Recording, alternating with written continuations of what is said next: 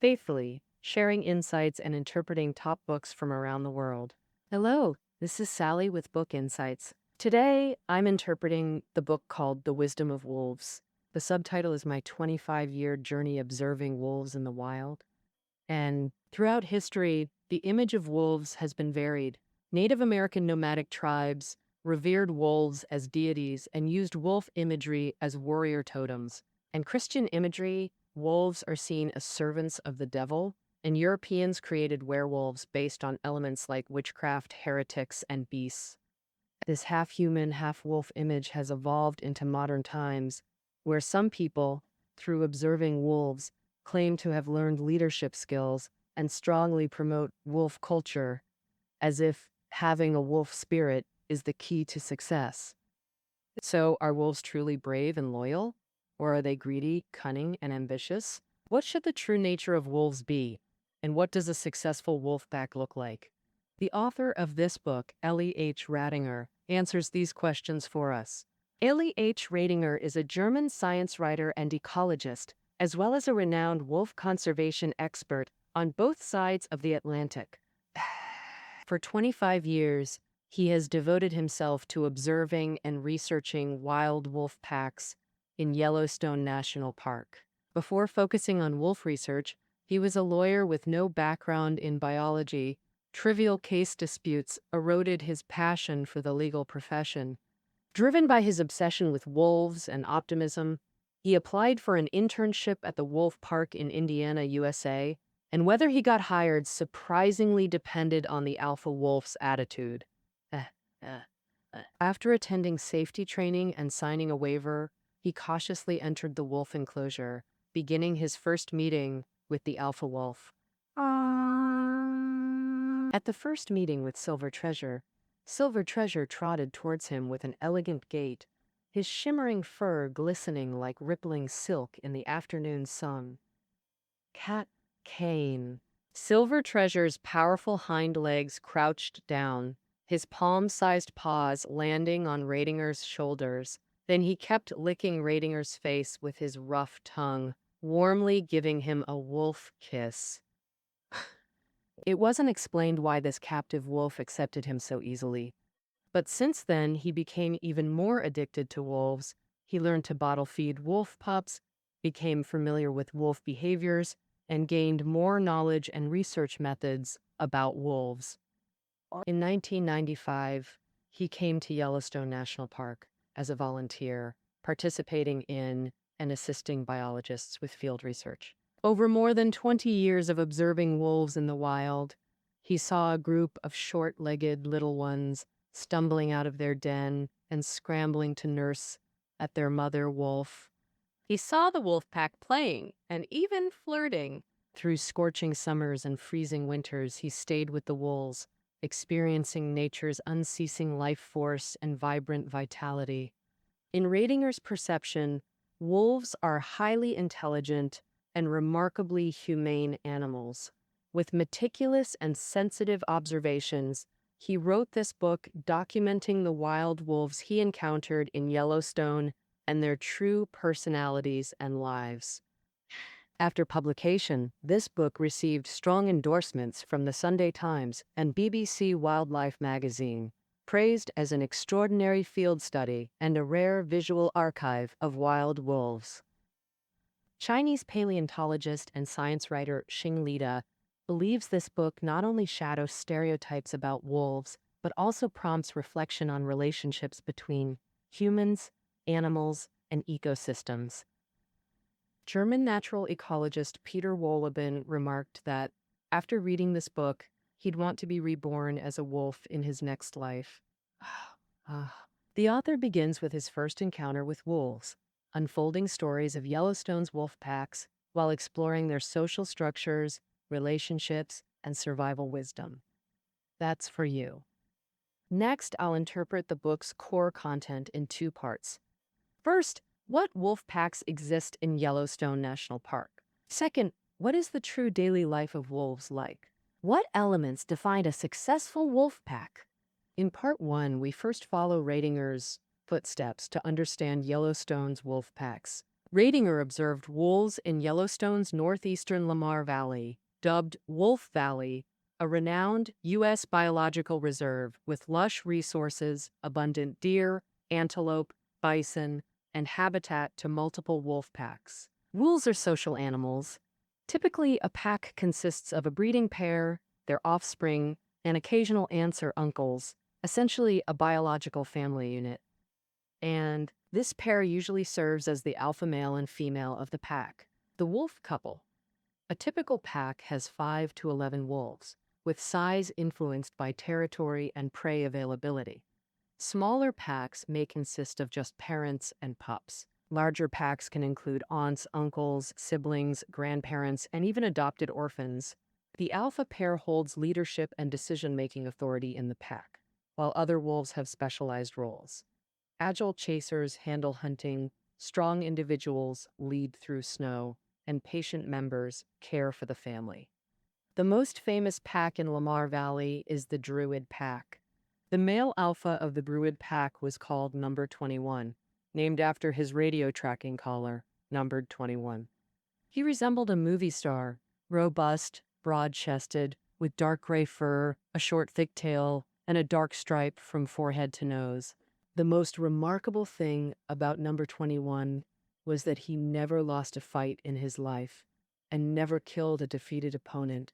His mate was the female alpha Number 42, named Cinderella, who strikingly resembled him with an identical facial stripe. Under their leadership, the Druid Pack peaked at 37 wolves, becoming Yellowstone's largest pack. After the Druid Pack's decline, the Lamar Pack became Lamar Valley's dominant group.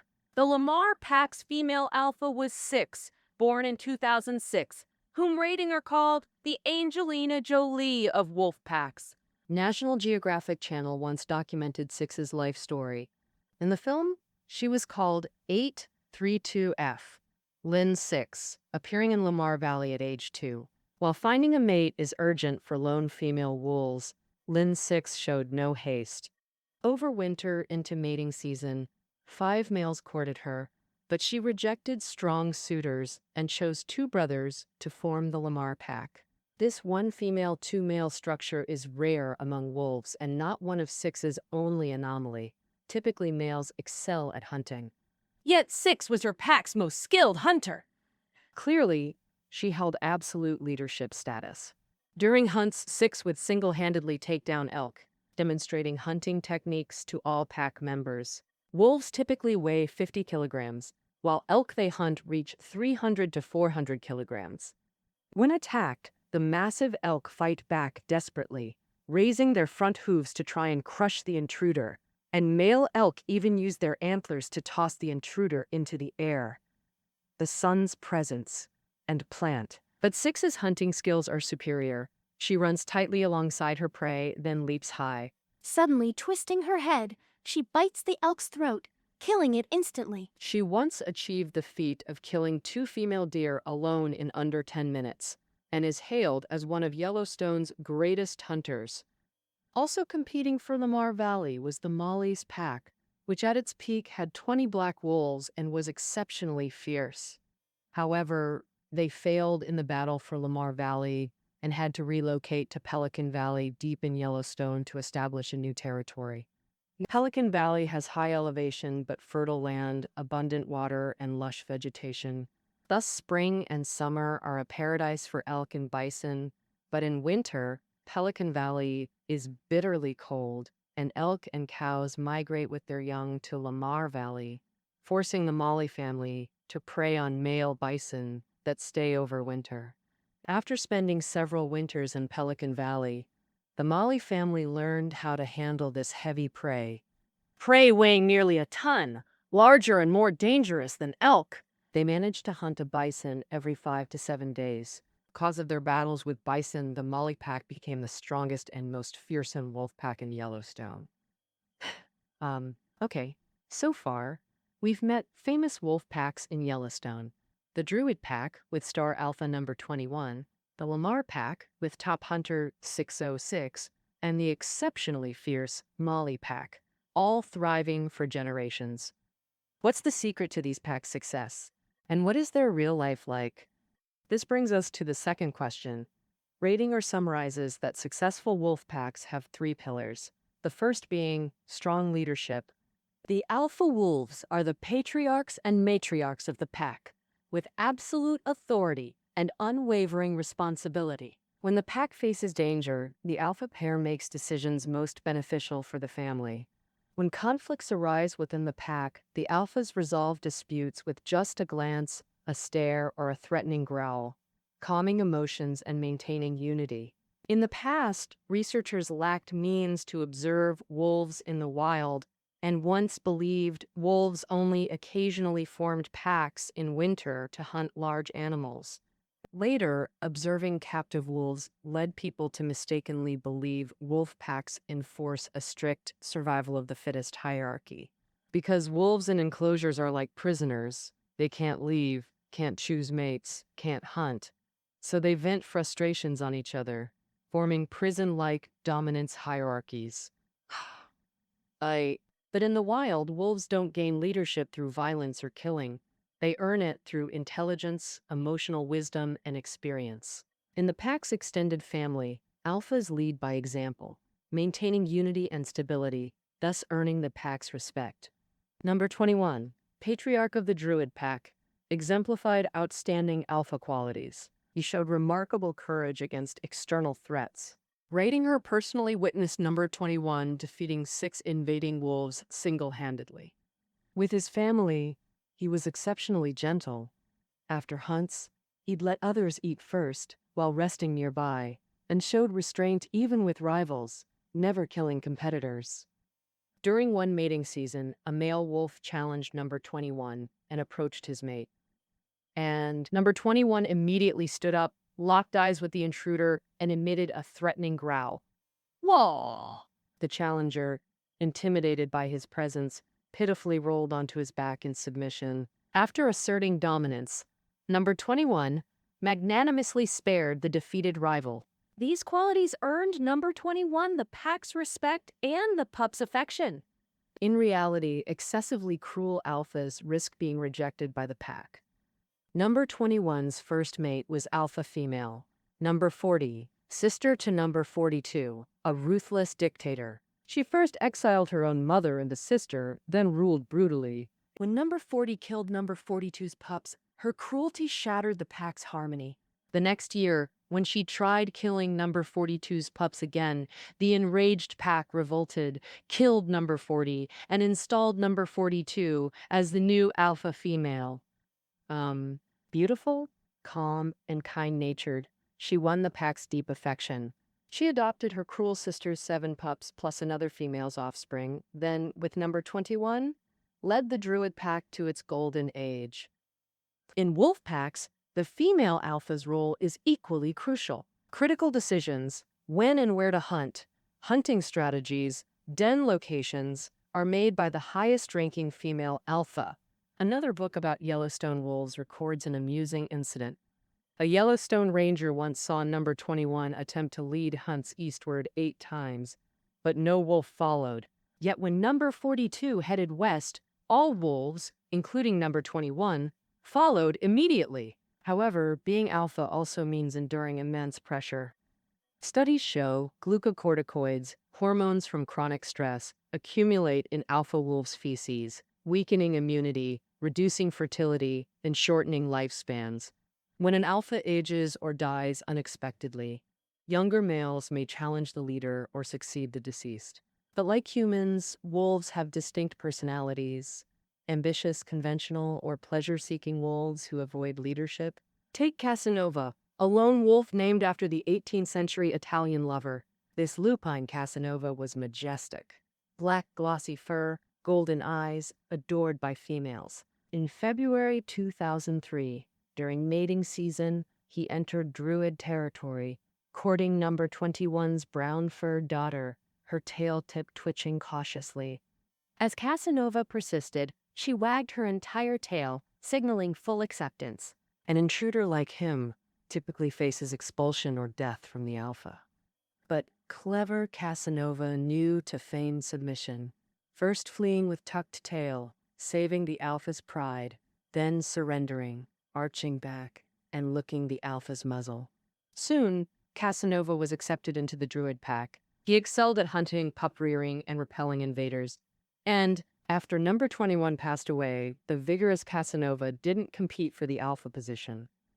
He preferred a carefree life, especially wandering during mating season to generously share his strong genes with the Molly's pack. Though Casanova never wanted to be alpha, at age 8 he formed a new pack and became a family leader. This was because all females in the druid pack were then related to him.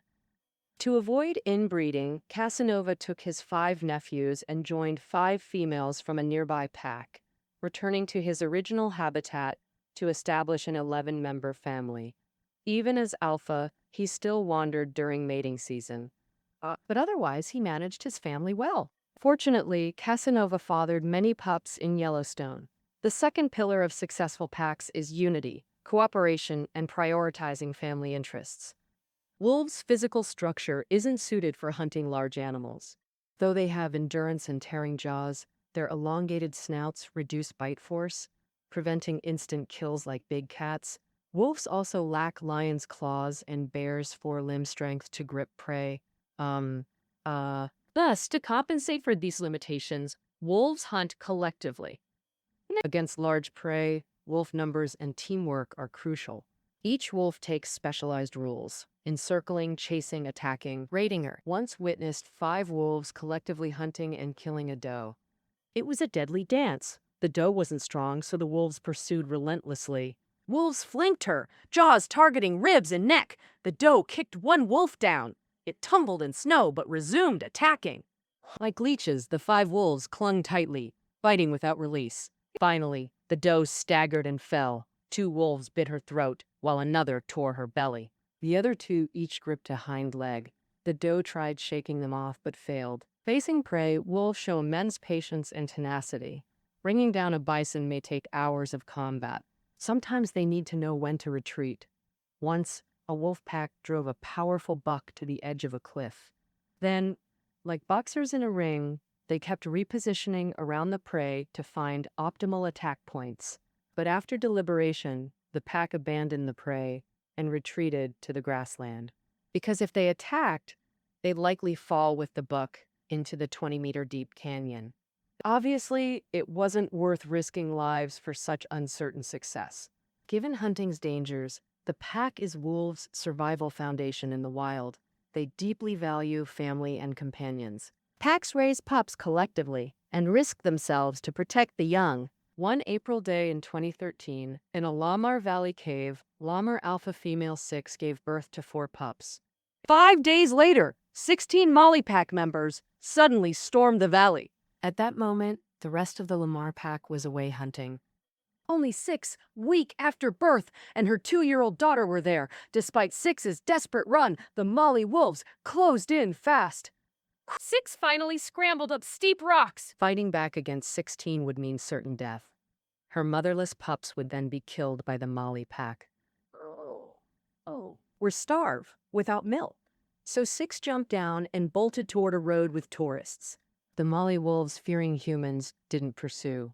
6 was temporarily safe, but the pups remained in danger. Then 6's 2-year-old daughter appeared, drawing all 16 invaders' attention. This young female was Lamar pack's fastest runner. Knowing every rock and bush, she led invaders on confused chases until they abandoned pursuit and retreated. The young wolf bravely stepped up, protecting her siblings. For sick or elderly wolves, the pack provides care until recovery or death. Wild wolves typically live just 9 to 11 years, with ribs and limbs prone to fractures and injuries. Teeth gradually loosen with age, making it impossible for them to bite and kill prey. Even when elderly wolves can't fight on the front lines, they still receive family respect and privileges. For example, during hunts, younger family members shoulder most responsibilities for the elders. When an old wolf is injured, others lick its wounds. When too weak to eat, wolves may even regurgitate food for elders like pups, respect earned through lifelong combat experience. During territory disputes or hunts, old wolves often become the decisive advantage. Yellowstone's silver pack had an aged alpha who'd retired. One hunt, they encountered a lame bison. The old wolf dashed over, clamped onto the bison's tail, and held firm despite dragging, preventing its usual defense. Other wolves attacked, but the bison broke free, wedging itself in rocks with only legs exposed. A perfect defense, leaving the pack helpless. At the critical moment, the old wolf circled the rocks, observed carefully, then bit the bison's hind leg. When the bison twisted to defend itself, the old wolf released and retreated, repeating until the pack killed it. So far, we've covered 2 killers of successful packs: strong leadership and teamwork. But how do wolves maintain this leader-team collaboration? This brings us to the third pillar: constant communication and bonding. Communication builds understanding and trust, crucial for stable family relations, making it central to pack life. Wolves communicate through layers. Eye contact and body language are most direct. Eyes matter for both humans and wolves. Direct stares mean challenge. Downward glances show humility. Wolves mostly avoid direct stares. Even during communication, they glance briefly rather than prolonged eye contact. Wolf body language is also remarkably diverse. Wolves can intimidate each other by baring teeth, pouncing, blocking paths, or biting to prevent fights from escalating. They also gently soothe each other with their paws, grooming fur to express affection. Female wolves even place a paw on the male's neck or back, like a human hug. Compared to eye contact and body language, wolf vocalizations are more complex and have long been a focus of scientific study. In a 2013 study, scientists found that different wolf species have distinct dialects. They identified 21 types of howls, each with different meanings. Whimpers and mournful howls indicate friendly interactions, but can also show frustration or anxiety. Growls and roars are bluffs or defensive calls, which are rare. Alarm howls are common, signaling gatherings, group hunts, mourning a dead pack member, or announcing territory or mates. These group howls are quite ritualistic. And, we've long heard that wolves howl at the moon, leading to legends like werewolves transforming on full moons. In reality, wolves howl during full moons simply because the bright light makes hunting easier. Before setting out, wolves boost morale through group howling, like a chorus to the moon. Wolves also use howling to engage in vocal battles. Once, a pack called Agate invaded the Druid pack's territory. The Druids howled intensely at the invaders, escalating to powerful barks. The fierce invaders held back defiantly, and this vocal standoff lasted nearly an hour before both sides dispersed. Within packs, to maintain harmony, wolves establish clear rules, moral standards, and precise behavioral norms. Young wolves learn pack rules by playing games and imitating adults. Through play with peers, pups learn discipline and cooperation. One of the most crucial lessons is learning to control bite strength. Through play, they realize that breaking rules can lead to injury. If they act too roughly or recklessly, it may cause others to lose interest in playing, resulting in loss of playmates. As they grow, pups also learn survival skills and essential rules by observing and mimicking parents and other adults. So, one early summer day, Radinger observed a migrating wolf pack with one pup lagging slowly behind. Sniffing around everywhere, it always runs off to find more interesting things. The first time the pup falls behind, the whole pack stops and waits for it to catch up. But after repeated incidents, the pack moves on, leaving the straggler far behind. When the pup realizes it can't keep up with the pack, it starts crying out in fear. This time, its cries don't work, and it's not until evening that this short-legged little wolf catches up.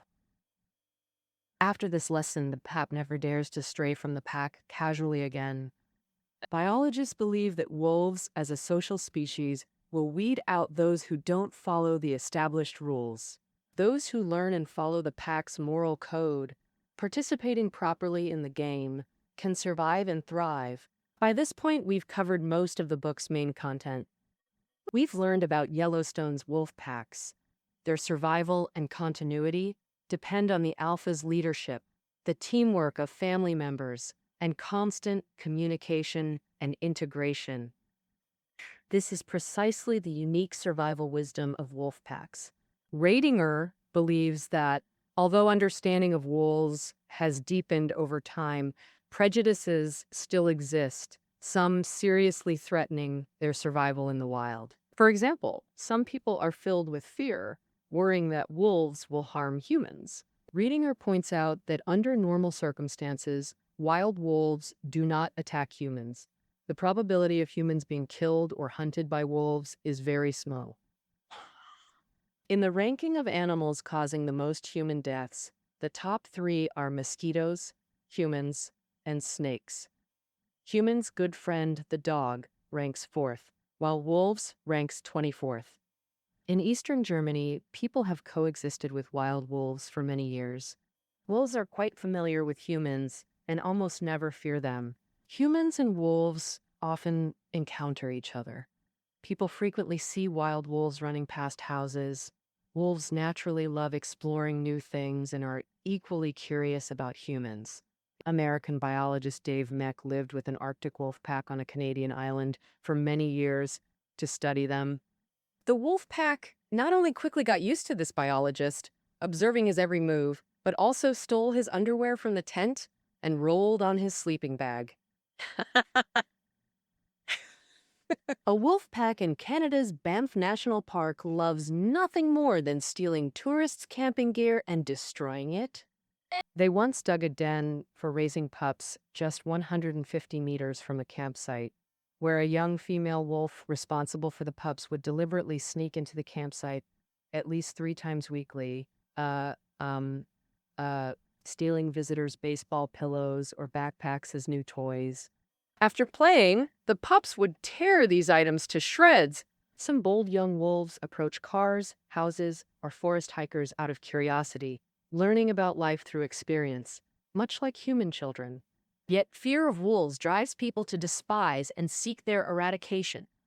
In spring 2012, the U.S. government repealed the Wolf Protection Order, leading to multiple shootings of wolves near reserve boundaries. That winter alone, 12 reserve wolves were shot, some collared, including Lamar Alpha Female 606, lured out by hunter Charles. Social media also flooded with hateful comments like, "Wolf fur makes perfect rugs." Such rhetoric reveals extremes. Some intensely despise wolves, while others excessively romanticize them. They view wolves as beautiful, wise, sacred, loyal, and reliable. Wolves symbolize untamed wilderness and healthy ecosystems. When these people see wolves, they project idealized nature love onto them, forming romanticized perceptions. Ratinger believes both extremes are misguided. Wolves are neither demons nor gods. They're intelligent, social, family-oriented animals, cooperating for survival. As predators, they hunt wild prey and unprotected livestock alike. As hunters, they kill efficiently, but may feast before prey dies, a far cry from sacred beauty. We must shatter human fantasies and prejudices about wolves. Ratinger urges us to enter their world as patient observers, witness playful moments, bloody hunts, and confront their darkness alongside their allure. For instance, Yellowstone runs mature wolf watching programs, attracting countless tourists and enthusiasts yearly. More importantly, not everyone needs to love wolves. To coexist peacefully with wolves, people simply need to avoid manipulating nature, refrain from interfering with wolves' lives, and protect wild wolves along with their way of life. That's sufficient. Ugh. All right, that concludes our interpretation of the wisdom of wolves. Reading notes are below the audio. See you next time.